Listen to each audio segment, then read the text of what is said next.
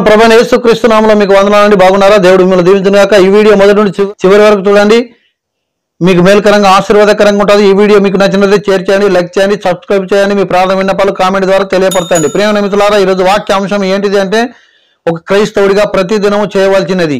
ఈరోజు మనం చేయవలసినవి కొన్ని మనం చేయాలి. దేవుడు దాని కొరకు మనల్ని పిలుచుకున్నాడు. మనం చేయవలసిన ఒక పని ఏంటిది? ఒక క్రైస్తవుడిగా నువ్వు చేయవలసిన ఒక పనులు ఏంటివి? ఒక పాలేరు పటేల్ పిలిచినప్పుడు ఏం చేయాలో చెప్తాడు. ఆ చెప్పవలసిన పనులు ఆ చెప్పినవి విన్నప్పుడు మాత్రమే ఆ వ్యక్తి చేస్తాడు. ఆ వ్యక్తి చేస్తేనే మాత్రమే నిజమైన పాలేరుగా ఉంటాడు, లేకుండా మధ్యలో తీసేస్తాడు. అందుకొరకే ఇక్కడ విషయాన్ని మనం గమనించాలి. అసలు మనం ప్రతిదినం చేయవలసిన ఏమేమి ఉన్నాయి, ఈ ఒక క్రైస్తవుని బాధ్యత ఏంటిది, ఏమేమి మనం చేయకుండా ఉండిపోతున్నాం, ఈ విషయాన్ని మనం తెలుసుగా మనం చూసినట్లయితే కీర్తనలు 7వ అధ్యాయం 11వ వచనం చూస్తే దేవుడు ప్రతిదినం కోపించడు అని తన వాత్సల్యతను చూపిస్తాడు. ఈరోజు మనం చేయవలసింది ఏంటంటే ప్రతిదినం మరి మనకున్న యొక్క వాత్సల్యత, మనకున్న యొక్క ప్రేమ, మనకున్న దాన్ని మనం చూపించవలసిన ఒక బద్ధులమై ఉన్నాం. దేవుడు తన ప్రేమను చూపిస్తున్నాడు, దేవుడు తన వాత్సల్యతను చూపిస్తున్నాడు. మనం కూడా మనలో ఉన్న వాత్సల్యత, ప్రేమను చూపించవలసిన పని ప్రతిదినం మనం చేయవలసింది.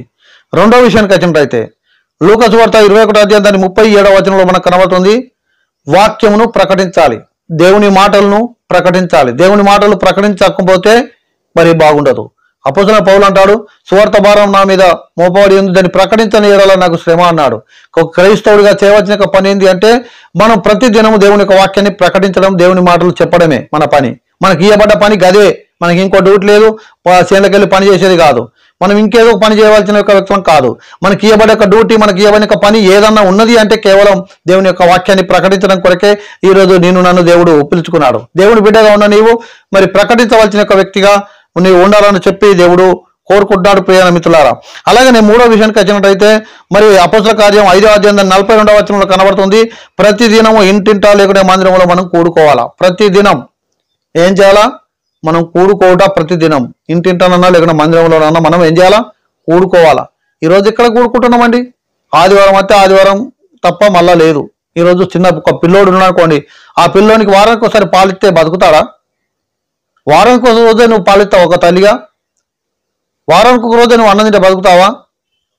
ప్రతిదినము మనం అన్నం తింటాం. ప్రతిదినం అన్న కొరకే ఈ పిల్లోడు బ్రతకాలి అన్నట్టయితే ప్రతిదినం పాలిచ్చినట్టుగా మనం కూడా ప్రతిదినం ఏం చేయాలంట?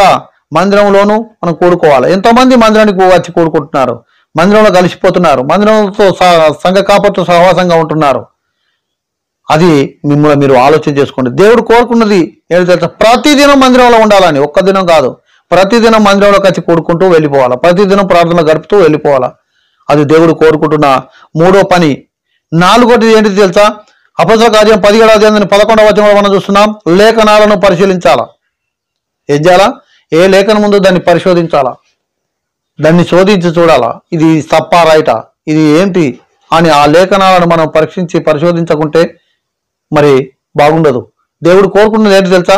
గుడ్డిగా ఎవరో చెప్పింది వినమని కాదు, దాన్ని పరిశీలించాలి. అది దేవుడు కోరుకుంటున్నాడు. అలాగనే 5వ విషయానికి వచ్చినట్టయితే మరి అపోస్తల కార్యం 9వ అధ్యాయం 9వ వచనంలో మనం చూస్తున్నాం, లేఖనం విషయంలో తర్కించుకోవాలి. మనమంతా కొద్దిమంది కూర్చొని, ఒక్కరిద్దరు కూర్చొని ఆ లేఖనాన్ని నేను కూర్చొని మరి ఇది ఇట్లున్నది, అది అట్లున్నది, ఇది ఏంటిది అని చెప్పేసి మనం తర్కించుకుంటూ కూర్చోవాలి. నేను సేవలోకి వచ్చిన ఫస్ట్ నాకు చాలా గుర్తుంది. ప్రతి విశ్వాసి కానీ ఎవరన్నా కానీ మేము తర్కించుకుంటూ మేము కూర్చుంటే ఒక్కోసారి తెల్లారినాక కూడా మాకు అర్థం కాకపోవు. దేవుని వాక్యం గురించి మాట్లాడుతుండే వాళ్ళం, దేవుని వాక్యాన్ని తెలుసుకునే వాళ్ళం. ఇది గిట్ల జరిగింది కదా, అది గట్ల జరిగింది కదా, ఇది ఎట్లా, అది ఎట్లా తగ్గించుకుంటూ మరి కూర్చునేవాళ్ళం. ఆ టైంలో వందల కొద్ది మంది విశ్వాసులు తయారయ్యేవాళ్ళు, ఎంతో మంది స్వస్థతలు కలిగేది, ఎన్నో అద్భుతాలు జరిగేది. ప్రియాణ మిత్రులారా, కారణం ఏంటిది? దేవుని యొక్క వాక్యాన్ని తర్కించుకుంటూ కూర్చోవడం వల్ల వాక్య జ్ఞానము మరి అభివృద్ధి అయింది. ఎన్నిక లేని వాడనైనా నేను వాక్యం చెబుతున్నా అంటే కారణం ఒక్కటే, ఈ తర్కించే విషయాలు. వాక్యం విషయంలో నేను తర్కిస్తూ ఉంటాను, ఎక్కువగా తెలుసుకుంటూ ఉంటాను. ఇది ఎట్లా, అది ఎట్లా అని చెప్పి ప్రశ్నలు వేస్తుంటాను. ప్రశ్నలు వేసేది కేవలం నేర్చుకోవడానికి మాత్రమే నేను ప్రశ్నలు వేస్తాను. ఇతని యొక్క వ్యక్తి జ్ఞానం ఉన్నదా లేదని కాదు. ఈరోజు మరి ఇక్కడ దేవుని యొక్క వాక్యం చదివిస్తుంది. దేవుని యొక్క వాక్యాన్ని తర్కించుకుంటూ మనం ఉండాలా. తర్కించకుండా మరి ఉన్నట్లయితే ఆ వాక్య జ్ఞానం మనకు అర్థం కాదు అన్నది దేవుని యొక్క వాక్యం ఇక్కడ చదివిస్తుంది. అపోస్తల కార్యం 17వ అధ్యాయం 17వ వచనంలో కూడా ఉంది. అలాగనే 6వ విషయానికి వచ్చినట్లయితే ఒకరికొకరు బుద్ధి చెప్పుకోవాలి. హెబ్రీ పత్రిక మరి 3:14 కూడా కనబడుతుంది. ఏం చేయాలంటే ఒక్కరికొకరు బుద్ధి చెప్పుకోవాలా.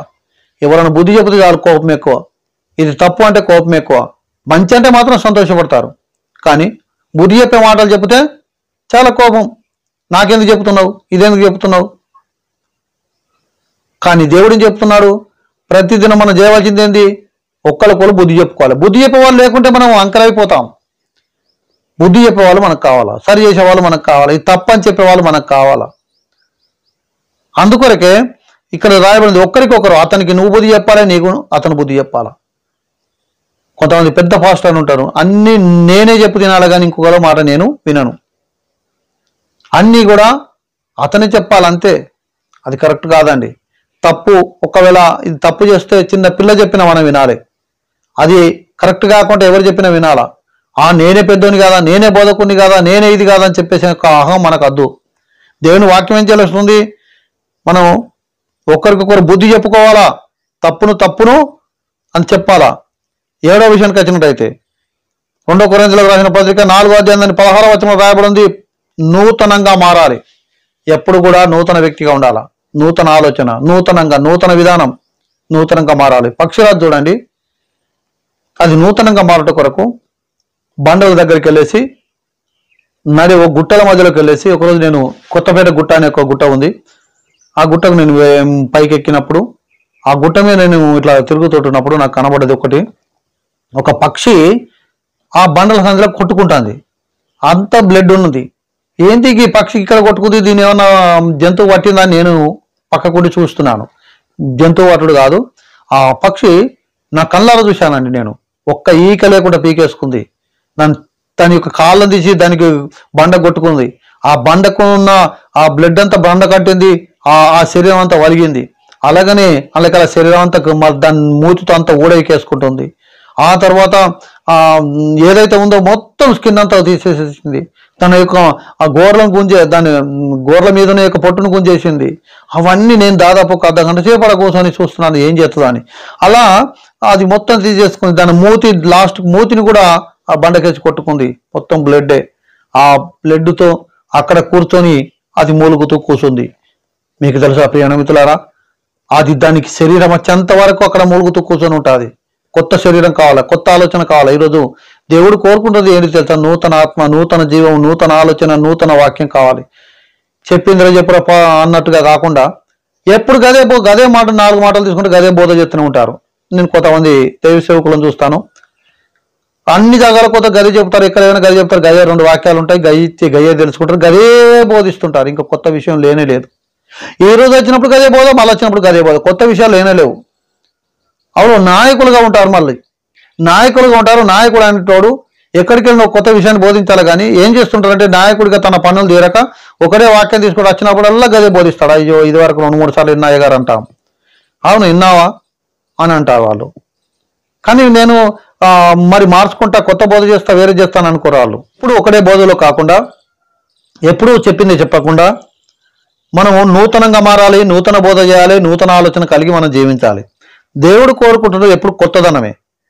అదే పాత పాటలు, వెనకటి పాటలు అయ్యే వాడుతుంటారు కదా, ఒక్కటే బుక్ కొట్టిస్తారు.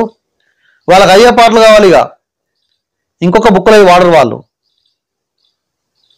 చూడండి, నేను పాటలు వాడదంటలేను, కానీ నూతనమైనది ఏది, నూతన గీతం ఏది, నూతన గీతం నేను వాడేదని అంటారు. అదే పాట వాడుతూనే ఉంటారు. కొత్త పాట వచ్చింది, కొత్త పాటలు నేర్చుకుందాం, లేకుంటే కొత్త పాటలు రాస్తాం, కొత్త పాటల్లోకి ముందుకెళ్దాం, కొత్త విషయాలు తెలుసు, అది వద్దు, అవి మా పాటలు కాదు అని అంటారు. అవి ఇనిపేటి పాటలు అంటారు. మా పెద్ద సంస్థ కాబట్టి పాత పాటలే, పాతవే కావాలి మాకు. పెళ్లి గయ్యే, సావు గయ్యే, అన్ని గయ్యే, పాత పాటలే. ఏళ్ళు గడతాయి, నా మనవడు అయ్యే విన్నారు, నా కొడుకులు అయ్యే విన్నారు, నేను అయ్యే విన్నాను, అంతా ఇదే. ప్రేమ మిత్రులు ఏం బాగుంటుందండి? దేవుడికి కూడా అదే వాడుకుంటూ పోతే బాగుంటుందా? అదే మంచిగా ఉంటుందా? నీకు నచ్చింది. కానీ దేవుడు కోరుకునేది ఎప్పుడు కొత్తదనమే. ఒక నూతన పాట, నూతన ఆలోచన, నూతన విధానం మన దగ్గర కనబడాల. నూతన పాటను దేవుడు కోరుకుంటున్నాడు, నూతనంగా ఉండాలని దేవుడు కోరుకుంటున్నాడు. ఎనిమిదో విషయానికి వచ్చినట్టయితే మరి నెహెమ్యా 8వ అధ్యాయం 18వ వచనంలో మనం చూస్తాం, ప్రతిదినం వాక్యాన్ని ధ్యానిస్తూ ఉండాలి, వాక్యాన్ని వింటూ ఉండాలని కాదక రాయబడింది. ఓ వ్యక్తి అంటాడు, ఎన్నిసార్లు వాక్యం చదివావు? బైబిల్ నేను 10 సార్లు చదివావా, 20 సార్లు చదివావా అంటారు. ఆ 20 సార్లు చదివిన ఒక వ్యక్తి వచ్చేసి ఒక ధ్యానించిన యొక్క వ్యక్తి దగ్గరికి వచ్చేసి ఇద్దరు పోటీపడి మాట్లాడితే ధ్యానించిన యొక్క వ్యక్తి దానికి గొప్ప గొప్ప మర్మాలు చెప్తాడు, గొప్ప గొప్ప విషయాలు చెప్తాడు. సో 20 సార్లు చదివిన యొక్క వ్యక్తి గంతే ఉంటాడు. ప్రియమైన మిత్రులారా, దేవుని యొక్క వాక్యం చదవద్దని చెప్పడం లేదు, చదవాలి, కానీ దాన్ని ధ్యానించాలి.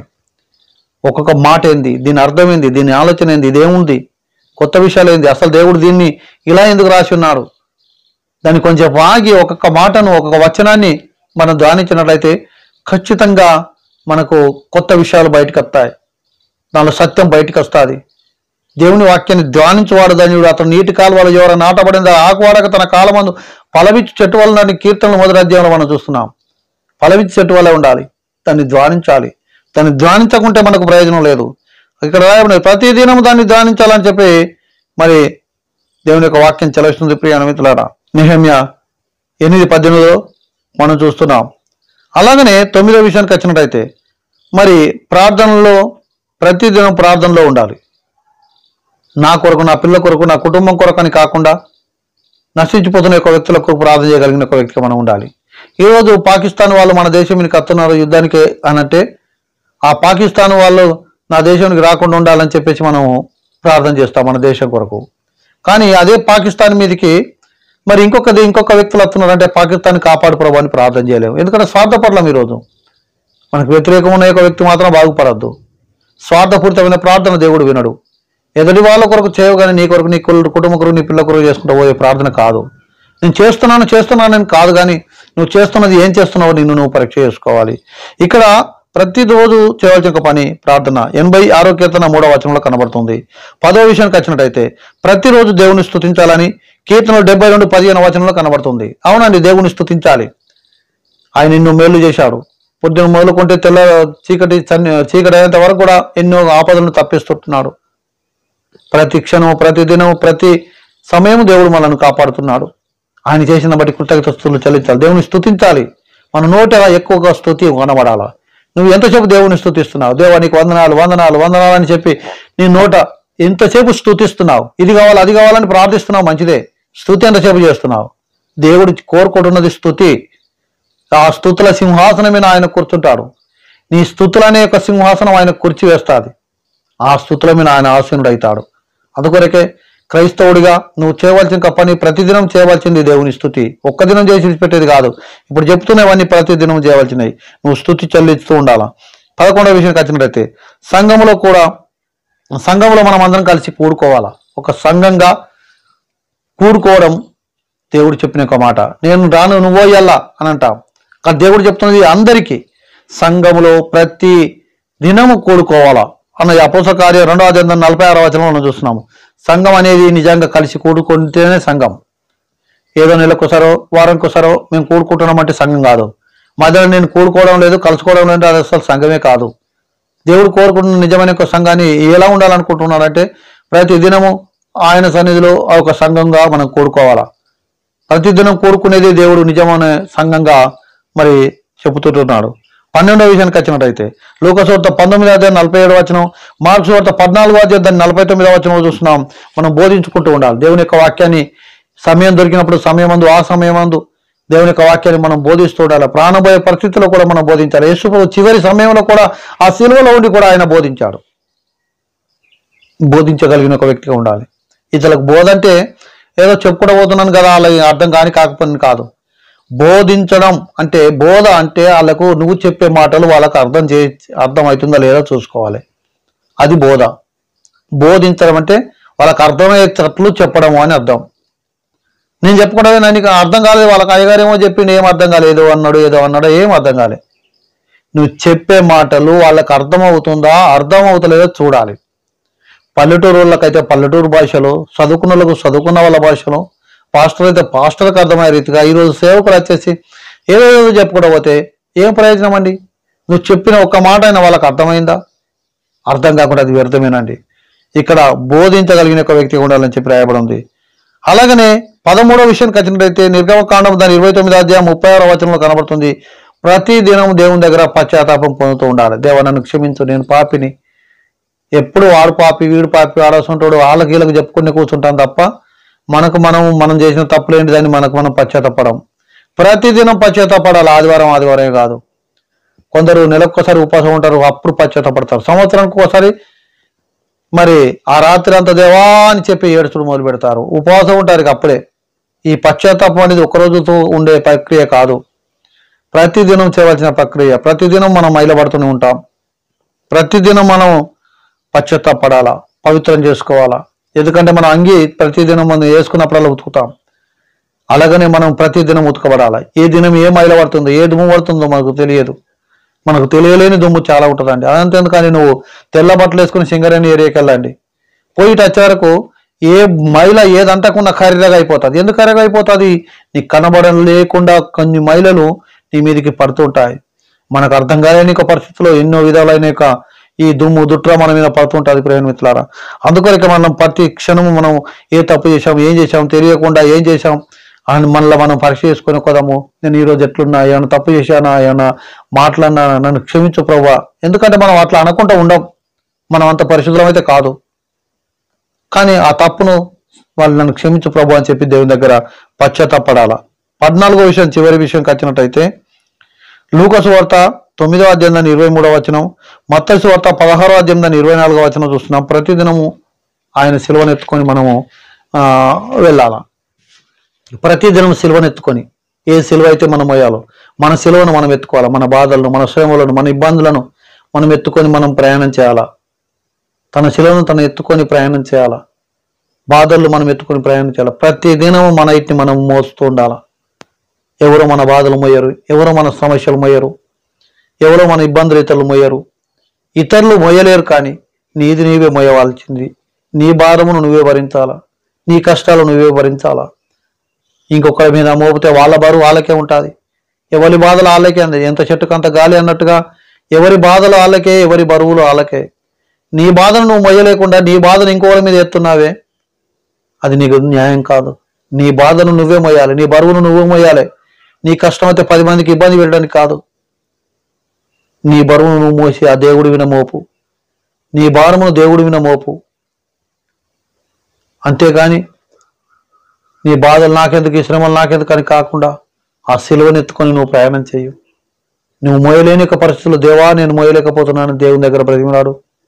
నువ్వు ప్రతిదినం చేయవలసిన ఈ 14 విషయాలు నువ్వు చేసి నువ్వు ఉన్నట్లయితే నువ్వు ఎంత ఫలిస్తావంటే విస్తరిస్తావు, ఆశీర్వదింపబడతావు. దేవుని యొక్క పనిలో దేవుని యొక్క వ్యక్తిగా, ఒక ఉన్నతమైన వ్యక్తిగా నువ్వు మారుతావు.